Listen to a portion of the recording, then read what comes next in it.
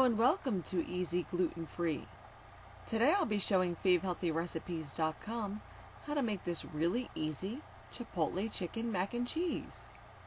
Now this is a lighter version of mac and cheese as well, since I'll be using reduced fat cheddar and milk in the recipe. But this will still have a ton of flavor because of those smoky chipotles. And this is a great recipe to make in the summer, since it's a stovetop version of mac and cheese versus the baked variety, so you won't be heating up the whole kitchen. Alright, to make this you're going to need 3 cups of milk. I used 2% milk. You could use whole milk if you're not watching your weight, or skim milk to lower the calories even more.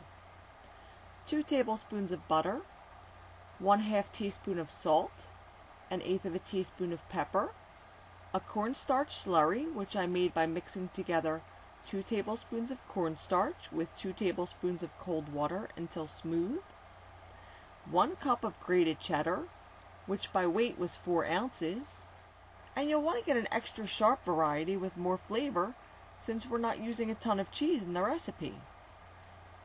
2 ounces of American cheese to give the sauce a smoother, creamier texture, 3 chipotle peppers which you've finely diced, 1 tablespoon of adobo sauce, which you can feel free to omit for a milder dish, 12 ounces of gluten-free elbow macaroni. If you're not on a gluten-free diet, just use regular elbows. Either way, cook them in salted boiling water for 2 minutes shy of the package instructions. Then drain them and toss them with a little olive oil to keep them from sticking together. And you'll also need 3 cups of cooked diced chicken. If you have leftover chicken, that'll work. But I rubbed down 2 large boneless, skinless chicken breasts with some olive oil, salt, pepper, and chili powder, then roasted them at 350 degrees for half an hour. When they were done, I just diced them up. Alright, now to make this, in a large, shallow pan over a medium heat, add the milk, butter, salt, and pepper, and bring it up to a boil. Just as it starts to boil, add the cornstarch slurry and stir it as it simmers for about a minute. Then add the American and cheddar cheeses and stir it until they melt.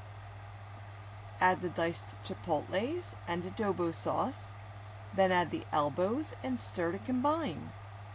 Now add the chicken and continue stirring until the chicken is heated through.